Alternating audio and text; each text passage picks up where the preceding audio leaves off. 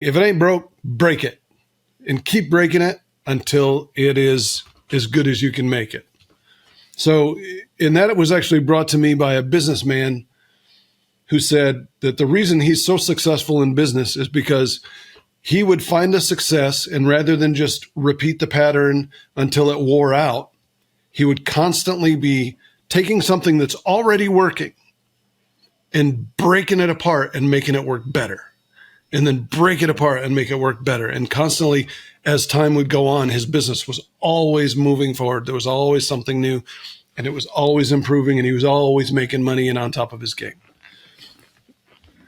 So when it comes to songwriting, when it comes to music production, when it comes to whatever it might be, your musical performance, your vocal style, your lyric writing, across the board, one of the lessons that I've been applying since I sat with that guy and he said, if it ain't broke, break it, is constantly finding new ways to break it. Like, yeah, it's good. Yeah, it's done. Okay, it's fine. It's good enough. Well, you don't stand among the elite if you live with good enough. And one songwriter I was writing with, we had gotten a song done. He's like, well, what do you think? And I'm like, well, it's pretty good. He looked at me and he goes, is that what we're going for? Pretty good? I was like, all right, break it back out. Let's keep at it. Let's keep at it. And we did. And we keep at it. And even when you work that hard in making everything you do as good as it can possibly be, 99 out of 100 of them aren't going to do a thing. And they're going to fail, or they're not going to succeed to a level that your perception is what succeeding is. But in order to get that one that grabs, that one success, that one thing, if you make the quality of everything you do as good as you possibly can, break it until you're done, until you just got nothing left to offer, then your one shot at 1 in 100 goes way, way, way down. So, like my buddy said, is that what we're going for? Pretty good? Well, when I first started in the business, pretty good was pretty darn good. I was happy with pretty good. Like, holy crap, we made something that's pretty good. And then you work with the guys that are A-level for a reason. The A-listers that you step in the room with, where the entire vibe of the room changes, the entire expectation of everything changes, the quality of what they've done is here, and you're here, and you're like, crap, and you just immediately start to elevate because you just keep breaking it, and keep doing it, even though it's good. It's pretty good. Make it better. Mm-hmm. So that's one of the things that has paid off in spades for me when it comes to music production, songwriting, and everything, is in order to get that 1 in 100 chance, the only way to do it is all 100 times. Just keep working at it, and keep working at it. Where do you start breaking? Well, I'll give you the example of the song that was pretty good. It was done. It was all the way done. We had verse, chorus, bridges, everything had evolved. And then you go, well, it's pretty good. Well, how do you make it better? The only way to know how to make it better is to be really objective and to start at the beginning. Okay, it's done. Now, with fresh ears, I'm going to go back and I'm going to look at the lyric again. I'm going to read line number 1 all the way through the first chorus. And can you make it better? I'm sure you can. It might be changing 2 words. It might be actually saying, you know what, we gave away too much in that first verse. Now, we had finished the song and that last chorus wasn't as impactful. We should maybe dial some of that back a little bit. And then just be willing to adapt and be willing to go in and gut the thing if it needs it, or change just a word or 2 if that's all it needs. And so that's what we did. Is we went back through, and then all of a sudden you're high-fiving because you're like, man, that's way better. Awesome. Poof. And then when you play it for somebody, they don't hear or see anything that you went through to get there. They only see and hear what you've put in front of them. So that first pass of the song that was pretty good, and now in your mind is great, it might still only be pretty good, but it's as good as you knew how to make it. And a lot of that, you used to joke with my son, those fine little details when I'd be mixing a song and you would hear over and over and over again 2 bars of a song and me tweaking the hi-hat. EQ and the hi-hat. Just getting the hi-hat. I still use that. That's a family euphemism. EQ and the hi-hat. Exactly. So, but again, it was good. It was good. It's fine.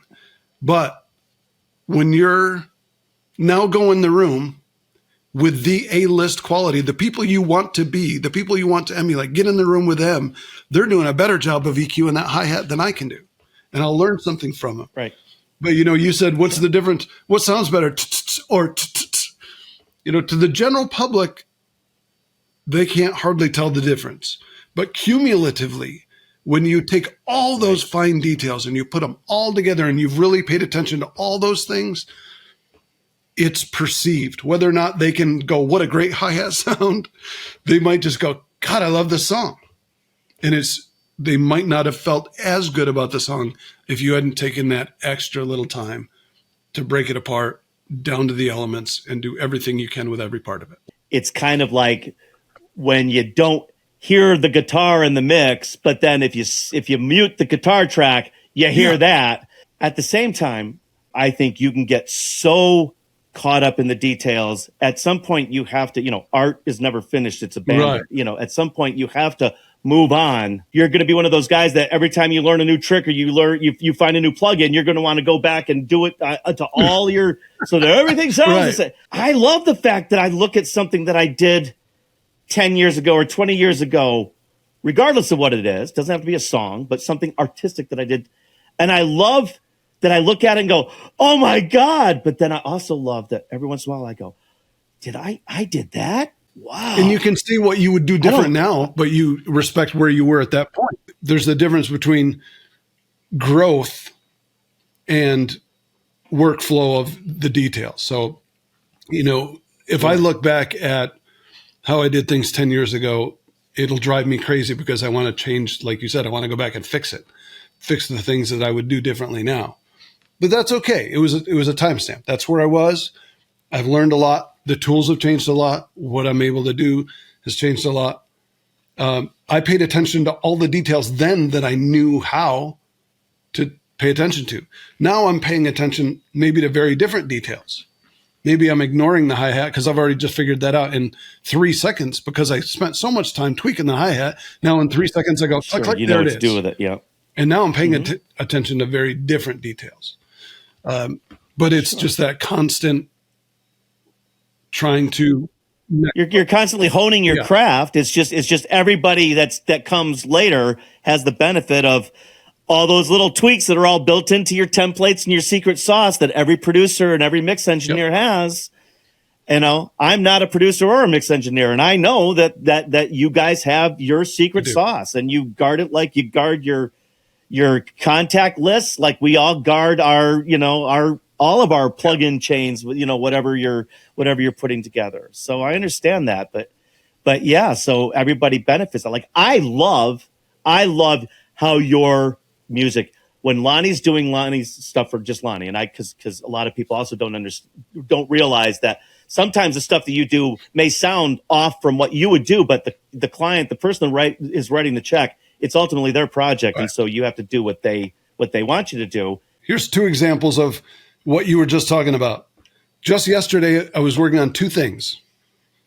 The first thing was an instrumental piece that had been orchestrated all the way through, and I arranged everything for the client. The client had brought me a melody line, and there was counter melodies and all this stuff going on, percussion, full orchestra, and we had this 4-minute song.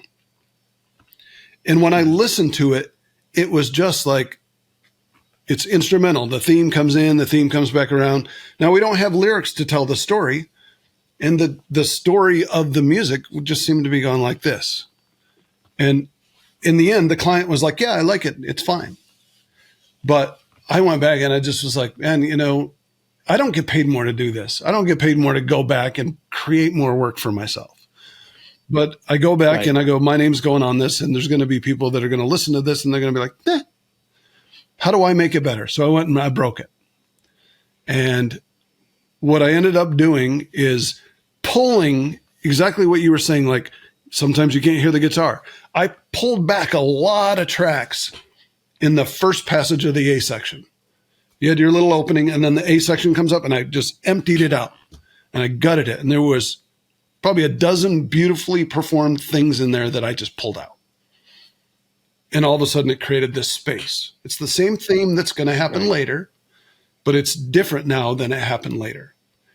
And then when things came back in and I reintroduced them, all of a sudden the song started to have this again. Instead of just like this for 4 minutes, all of a sudden it goes, way down here. And now it's growing, and then it's coming in. And to me, the song is night and day different. The same client that liked it as it was then went back and went, whoa, that is so much better. And I didn't even know it needed to be better. So again, I didn't get paid for that time, but I'm really happy I did it. Same day, I'm working on a second project that had wrapped, and I delivered the masters. I delivered everything they asked for, including some -1 tracks. And they said, can you please send me the Pro Tools file? And I said, no. And they said, well, you can trust me. I was like, I can trust my mother. I wouldn't give it to her either.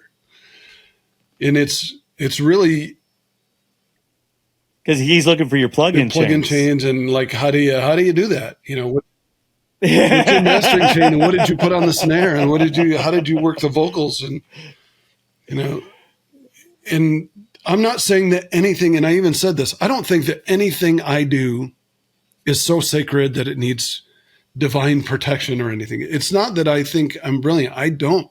I just think that what I just delivered you took me decades of every day breaking it and fixing it and breaking it and fixing it to get there. And one wise engineer once told me, never, ever, ever give your sessions. Lonnie's warm and round sound. It's wide, it's warm, it's round. That's the best way I can describe it. You want to roll around in it. You can take a nap in it. It's a spring day with a nice breeze. It really is. And I've heard that Lonnie sound develop over the years up to the last thing that we did together. And it sounds so much different than the stuff that I did myself. It's night and day. It's night and day. That sound that you're talking about is not some fictitious thing. It is something you should guard because you have a very distinct. You know, what's interesting about that is nobody ever that you could say that about, you know, a Mutt Lange or whoever it might be that has their sound. They don't try to have their sound. They just work constantly at what they like. You don't even realize you're creating a sound. You're just going after, well, that sounds good to me. And when I handle these elements this way, I like the result. And then you keep working that until you're like, this is how I do it. And then one day somebody comes to you and goes, oh, that Lonnie sound or that Mutt sound or whatever it is. And like, what are you talking about? The Colonel's never going to give away his recipe. Brand makes a difference. And your sound, when you're a mix engineer, when you're a producer, your sound is your brand. Yeah. And if they're going to do that, then put it in a plug-in and make some money on it and sell it, you know? I mean, well, that's what, like, you know, the God particle and those kind of things. It's their secret sauce, but under a hood that you're not going to be able to go in and see. You can just tweak some of it. The secret sauce is put into things that you have access to, but it's all the things leading up to putting that secret sauce on too that makes that secret sauce work. So if you put it on your thing that hasn't been handled that way, it might sound terrible, or it might sound good. It might be close enough where it does make it sound good, but it's the one size doesn't fit all, but it fits close enough where you can at least make improvements. But yeah, I would love to. Andrew Sheps is a perfect example. Like his plugins, I think, are fantastic. Andrew Sheps does a session in his own studio. There's a killer 14-inch snare that's a deep dish, and it gets recorded, and he EQs and compresses, and he does his thing with it, and he calls it preset snare 1. And he allows you, when you buy his plugin, to go, well, there's Sheps's snare 1. And you put it on your snare drum, which is a completely different snare drum.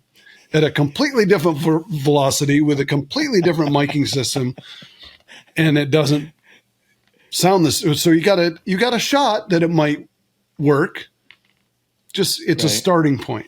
Just like all these rules of songwriting and all these rules of everything, it's always a starting point. If you just go plop it on and now it's gonna sound good and don't touch it, that's rarely the case. But it gives you a place to start.